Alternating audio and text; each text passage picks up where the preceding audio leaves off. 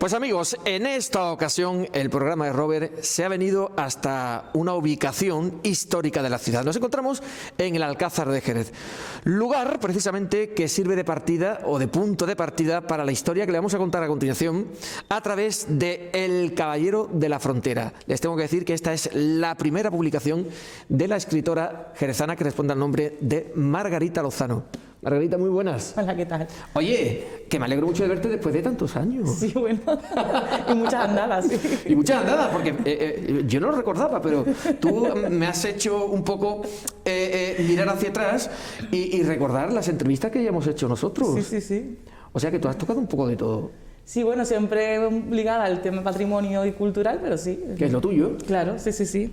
Bueno, pues esto es una publicación que acaba de ver la luz, tengo que decir desde ya, que está siendo todo un éxito, luego contaremos por qué, y que te ha costado este sueño hecho realidad, como yo decía anteriormente, que vea la luz 8 años de tu vida, Margarita. Sí, sí. ¿Cómo empieza todo? En febrero se cumple 8 años. En febrero de 2013 cumplí yo 32 años y me pedí por regalo una visita guiada por San Mateo, porque no conocía el barrio muy a fondo, la historia y demás, entonces ese fue mi regalo. Y en la visita, que estaba basada en las leyendas de San Mateo, de los personajes y demás, pues me hablaron de Diego Fernández de Herrera. Y me impactó tantísimo la historia que, bueno, hice la visita, escuché muchas más historias, pero al día siguiente empecé ya a ver quién había sido esa persona, primero en internet, luego ya me supo a poco, me fui a la biblioteca, archivo municipal, archivo diocesano, y así es todos estos casi 8 años ha sido. ¿Por qué te impresionó tanto Diego Fernández de Herrera? Porque tiene una historia, hombre, obviamente está muy mitificado, ¿no? Pero tiene una historia de doble agente. Aparece, claro, el caballero cristiano, pero aparece vestido de musulmán, ¿no? En la portada. Entonces se hizo pasar por musulmán para acabar con un asedio que hubo aquí en Jerez. Entonces me pareció muy curioso, empecé a preguntarme ¿y por qué? Y bueno, ¿cómo puede hacerse pasar por musulmán? Hablaba árabe perfectamente, ¿por qué hablaba árabe perfectamente? Tal. Empecé así, a tirar un poco del hilo y así fue como surgió todo esto, ¿no? Pero me pareció cuanto menos llamativo, desde luego. Fíjate, Margarita, que lo estoy pensando, ¿y quién te iba a decir a ti que a través de un regalo iba a surgir este libro? Sí, yo siempre digo que a mí me cambió la vida, totalmente. Parece una tontería, pero me cambió la vida por entero. Porque he estado muchos años ligada al tema de esta investigación. Hombre, obviamente he tardado también mucho porque es la primera vez que lo hacía y también porque, bueno, pues trabajando y demás, pues al final pues no le dedicas las 8 horas, digamos, laborales, ¿no?, del día a eso. Pero es cierto que a mí me ha cambiado y más ahora, ¿no?, que es a lo que me estoy dedicando por entero. Fíjate que yo he dicho anteriormente que nos encontramos en el Alcázar de Jerez, precisamente que es el que sirve de partida de toda esta historia, ¿no? Exacto. El libro decidí, o sea, el prólogo, lo que es la historia y luego el epílogo. Yo lo he hecho todo, o sea, no es un prólogo típico de alguien que te escribe, no, sino que forma parte de la historia. Ese prólogo empieza aquí, o sea, Diego está aquí fuera esperando entrar. Y así es como comienza. Bueno, obviamente gracias a publicaciones como las de los arqueólogos municipales como Rosalía González y demás, pues he podido recrear ese alcázar que había en esa época. Y sí, me parece un edificio tan emblemático que tenía que formar parte de la historia. ¿Qué es lo que más te ha impresionado? Porque claro, han sido también no solo 8 años de escritura del libro, sino de parte de la historia también. Claro. ¿Qué cuestiones te han impresionado más? Bueno, primero la falta de documentos, que yo no lo sabía que existe bueno, tenemos cosas del siglo XIII, de cuando llega Alfonso X el Sabio, y ya hasta el siglo XV no hay ningún documento. Por eso también ha costado tanto trabajo. Primero la falta de documentos y segundo esa sociedad, ¿no?, que nos parece que no la desconocemos realmente, ¿no?, esa sociedad jerezana, y me pareció fascinante. Conocemos apellidos, ¿no?, como yo que sé, los Ponce de León, Villavicencio, pero los Dávila, ¿no?, pero no sabemos, había aquí 2 bandos, cada vez que hacían los juegos como las justas, digamos, ¿no?, se casi mataban unos a otros, o sea, es impresionante, ¿no? La verdad es que conocer a esos jerezanos que estuvo antes que nosotros aquí.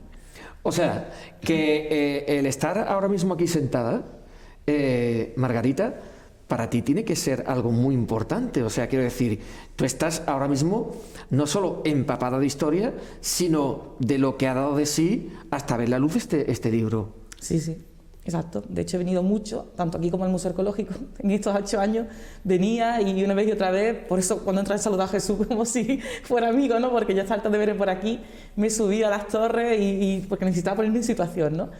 Y sobre todo lo que he dicho antes, si vemos un edificio, pero no tiene nada que ver con cómo fue entonces, ¿no? Le falta... Pero tú en esos momentos que te venías aquí tú sola y, bueno, como decíamos anteriormente, ¿no? Empaparte de lo que fue la historia del Alcázar, punto de partida del caballero de la frontera. Tú cuando estabas aquí, observando, mirando, proyectando, ¿te metías tanto en la situación que incluso lo veías? Sí, de hecho, en Instagram, por ejemplo, he compartido muchas veces la foto que vemos ahora mismo y gracias a ese libro que escribió los arqueólogos municipales, cómo era antes, ¿no? Para que también la gente lo comprenda. Porque tú entras en el hammam, por ejemplo, en los baños, y estás viendo, sí, bueno, la argamasa, pero eso está estucado. Y después de tanto venir, he conseguido encontrar el trocito donde está todavía un poquito de los restos. Y eso a simple vista, supongo que los visitantes no lo ven, a menos que te lo digan. Entonces, ya es casi como una segunda casa. Ya lo conozco piedra a piedra, ¿no? Entonces, la verdad es que sí que claro, después de tanto y leer tanto al respecto, sí que leo al menos lo que se sabe de lo que fue aquí. Por ejemplo, el pabellón real que tenía, está pintado en negro y rojo. Y ahora lo vemos todo tan de piedra, ¿no? Que no lo parece, y cosas de ese tipo, ¿no? O había más aljibes y albercas de las que hay una solamente ahora, pero había más, ese tipo de cosas. A mí, yo ya sí las visualizo, ya digo, hoy. O sea, que si visualizamos ahora lo que es el Alcázar, quizás se parezca poco a lo que fue. Sí, yo siempre lo veo como es casi un yacimiento arqueológico, porque realmente le falta muchísimo, o también tiene construcciones como esta, ¿no? Que no tiene nada que ver con la época, que se construyó sobre el palacio de invierno que había, la maqueta que hay abajo también de la ciudad también nos ayuda un poquito a ver cómo eran esas construcciones, en fin, que... O sea, ¿podemos decir que esa historia te ha enamorado a ti? Totalmente. Yo creo que se apoderó de mí. Y cuando la gente pregunta, ¿y vas a escribir algo? Digo, mira, yo todavía soy muy de Diego, no puedo deshacerme de la historia todavía. Igual es porque soy novel, porque nunca he hecho esto antes, pero desde luego me cuesta muchísimo. Acabé mudándome a San Mateo, de hecho, acabé mudándome detrás de la casa de Diego. Sí. No me lo puedo creer. Sí, ¿Hasta ese punto, Margarita? Sí, hasta ese punto. Incluso me hice pasar por compradora para poder entrar en su casa a ver cómo era y demás. Sí, es carísima, ¿no? Pero bueno, pero por lo menos estuve dentro, entonces sí, ha sido algo... No te lo puedo ni siquiera explicar, no sé. O sea, podemos decir, evidentemente, a través de lo que nos está contando Margarita Lozano, que tú empiezas un poco a empaparte de la historia de Diego Fernández Herrera, pensando que la podías controlar perfectamente, pero fue él el que te cautivó a ti totalmente. Y te controló a ti toda la historia. Totalmente. Sí, a mí me parece... Yo siempre digo que... Porque claro, todo tiene un principio, quiero decir... ¿Qué vistes en Diego Fernández Herrera para que te cautivara en un principio de esa forma? ¿Qué te llamó la atención? ¿Qué se apoderó de tu curiosidad? Yo siempre repito lo mismo, es un James Bond jerezano medieval. O sea, nada más que por sí, eso, hasta ese punto. Entonces, nada más que por eso, una persona que sea como un doble agente me parece único, ¿no? Hay muchos personajes aquí en Jerez que hicieron, dentro de lo que es las leyendas, ¿no? Que tenemos, que hicieron muchas cosas y muchos hechos. Pero el de él me pareció tan alucinante que él solo dijera, me meto allí en el campamento, acabo con el príncipe. Nosotros no sabemos si realmente él fue el que acabó con el príncipe, obviamente él solo. Las crónicas contadas desde la versión de la que tenemos nosotros es el ganador, ¿no? 1 contra 1000, siempre se cuenta ese tipo de cosas, ¿no? Pero la realidad es que ese príncipe murió de verdad aquí. Y el año siguiente su padre volvió en venganza aquí a la península, que es la batalla del Salado. O sea, que realmente igual no se sabe si lo que Diego hizo fue cierto o no, he sido incapaz de demostrarlo, pero sí es verdad que hubo una reacción, con lo cual tuvo que haber una acción antes. Claro, entonces, claro. Así que me parece tan misterioso además, ¿no? Que la ermita de la Ina se levantó en honor a lo que él hizo. ¿Qué puntos, Margarita, qué puntos o ubicaciones de la ciudad podemos relacionar con Diego Fernández Herrera? Precisamente acabo de hacer en Instagram una ruta virtual fotográfica de eso. Empezamos en San Mateo, por supuesto, en la Plaza de San Mateo número 9, que es supuestamente su casa. De ahí la Plaza del Mercado, que es donde se celebra el mercado y otro tipo de festejos, como las justas y demás, ¿no? En aquella época. Bajamos por Puerta del Espíritu Santo. Es verdad que todavía el convento del Espíritu Santo no estaba hecho tal como lo vemos a día de hoy, pero ya estaban aquí las dominicas. Llegaron en el 1324, así que esto ocurre en el 39, así que justo delante hay una casa mudéjar del siglo XIV que es preciosa, pertenece a un argentino, pero arquitecto, y la reformaron muy bien. Luego yo de ahí llegaré aquí al Alcázar. de ahí pasaría por delante del Palacio del Virrey La Serna, que aparece no como Palacio del Virrey La Serna, porque eso ya es del 18-19, pero sí que había una casa del ¿Aparece con el mismo nombre? No aparece con el mismo nombre, porque ese hombre Palacio del Virrey La Serna. No aparece así, ese nombre, porque el virrey es algo de cuando ya estamos en América, pero sí que aparece el repoblador que tuvo esa casa, es sus antepasados de la época. Eso también lo encontré en el libro de repartimiento. Entonces aparecen ellos como mártires de Trujillo, que era como se llamaban ellos, ¿no? Exactamente. Luego vas hacia San Dionisio, que también aparece. Había una duda entre si estaba enterrado en San Dionisio o San Marcos. Al final el siglo XVIII apareció en San Marcos, pero claro, hago mención de San Dionisio también. La Plaza Plateros, que se llamaba Plaza de Al-Jaifar en aquella época, que pues había los mercados y demás, la judería, ¿no?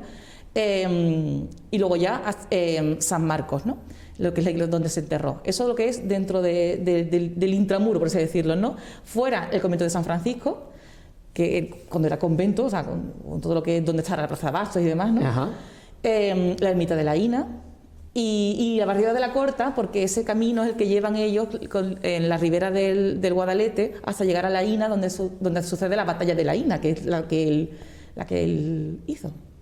La verdad es que nos ponemos a escuchar a Margarita y te cautiva un poco lo que fue la historia, porque me has dicho que su domicilio era en la Plaza de San Mateo, en la calle Almendrillo 9. 9.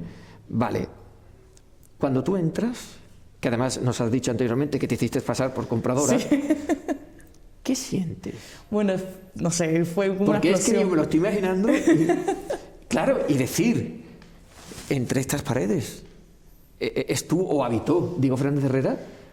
Lo peor es que no podía demostrarlo. Ay, tuviste que hacer un pablón, claro, tenía que guardar la compostura, pero yo estaba como todo el tiempo así con las manos. Como... sí. De hecho, es una casa que está bastante abandonada a su suerte. ¿Está a la venta? Sí, está a la venta, pero muy abandonada a su suerte. Y la verdad es que fue horroroso el estado en el que se encuentra, de suciedad y todo, a niveles que no te puedes ni imaginar. Y yo, con lo escrupulosa que soy, daba igual, o sea, hice de tripas corazón. Y luego lavé toda la ropa y todo lo que llevaba puesto, pero no me importaba. Llegué hasta el patio, estaba harta de verlo por Google Earth, porque sí. lo acercaba siempre. Hombre, supongo que lo habrás hecho, claro. Sí. Pero no es lo mismo. No, pero claro, porque es que al escribirla yo tenía que entender cómo eran las dimensiones de la casa para poder escribir sobre eso, ¿no?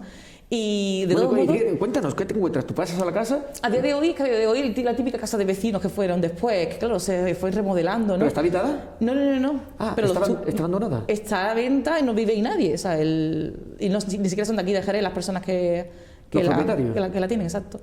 Y creo que me contó que la heredaron de una abuela o algo así y la tienen ahí, o sea. Lo que pasa que tiene las típicas construcciones de casa de vecinos, o sea que se supongo que después pues se iría remodelando y demás, ¿no? Pero yo también veía ahí lo que seguro que si empezamos a picar, aquí aparecería no sé qué. O sea que tú, a ver, evidentemente para plasmarlo en un libro, tú primero lo tienes que visionar. Claro. O sea, ya no solo visionarlo in situ, sino hacerte un poco la imagen de lo que fue. Claro, pero eso me ayudó mucho, por ejemplo, Manolo Flores, Girón, el de la Casa de las Flores, que ellos sí compraron una casa exactamente igual que esa, pero la remodelaron, entonces, o sea, la restauraron, quiero decir. Entonces picaron las piedras, salieron piedras medievales y arcos medievales. Entonces, ver eso me ayudó muchísimo para luego saber cómo tendría que ser la otra, ¿no? Y la casa que te he dicho de la Cuesta del Espíritu Santo, que ahí no he entrado, pero desde fuera también, y Google Earth estoy harta de verla también, y también me ayuda mucho ese tipo de cosas, que al final empiezas a visitar, o también los museos te ayudan mucho a entender cómo era pues las construcciones de la época, ¿no? Ya una pregunta personal y por curiosidad, ya que estoy metido en la historia totalmente, por tu culpa. Margarita, ¿no te hubiese gustado comprar en realidad esa casa? Pues claro, pero costaba 400.000 euros, es una locura. Claro, entonces, y luego reformarla. Sí, exacto. Pero sí, me hubiese encantado. Mis amigas decían, como te la compré, no te vemos en 10 años, seguro que te empiezas a excavar a ver qué aparece por ahí. Es que no terminas nunca. Sí, bueno. Es que no terminas nunca. Uy, pero sería una auténtica maravilla. Sería un sueño hecho realidad. O sea, este es un sueño, el otro ya sería como el super sueño. Y tú imagínate, tú acostada en tu dormitorio y decir, es que aquí dormía Diego Fernández Herrera. Eso sería tu sueño también. Sí, al final me muero de la emoción, no sé lo que pasaría. Para que tú veas que no sabemos, ni incluso nosotros, hasta qué punto nos podemos enamorar de la historia de nuestra ciudad. Claro. Totalmente. Yo creo que todos un poco debiéramos de indagar en ese sentido, ¿no? Sí, porque yo soy de aquí de Jerez, pero mi familia no. Entonces, no somos muy tradicionales, no tenemos, pues, ni vamos a Semana Santa, ni siquiera íbamos a la feria, o sea, no, nada, una cosa muy poco habitual aquí. Pero ya de mayor, que se empezó a interesar mucho más mi historia, por eso hice lo de la visita. Por eso me lo pedí de regalo, porque yo quería conocer más. Sí, vienes al Alcázar, vas al museo, eso es muy típico, pero conocer las calles de San Mateo, que son como una Medina andalusí casi, ¿no? Sí. Y entonces me llama mucho la atención, entonces por eso, y fíjate al final cómo ha ido todo, ¿no? Y gracias a él he empezado a leer, a comprarme libros, a aprender más todavía, y ya pues yo creo que lo que es el intramuro, o sea, dentro de la muralla, sí que me conozco todas las calles y su historia y demás, ¿no? Y es gracias a un personaje, y la historia es fantástica la que tenemos. El Caballero de la Frontera es tu primer hijo, tu primera publicación. Te quedaste prendada y enamorado de la historia de Diego Fernández Herrera. Supongo que vendrán más historias, evidentemente, porque tú estás estudiando precisamente historia. Pero ¿tú crees que si quisieras escribir sobre la historia de la ciudad, te embaucaría tanto como Diego Fernández Herrera? ¿O esto es un punto y aparte? Hombre, me cuesta mucho creer. Es que han sido 8 años de tu vida. Es que, como se suele decir, Margarita, no es moco de pavo, ¿eh? No, ya.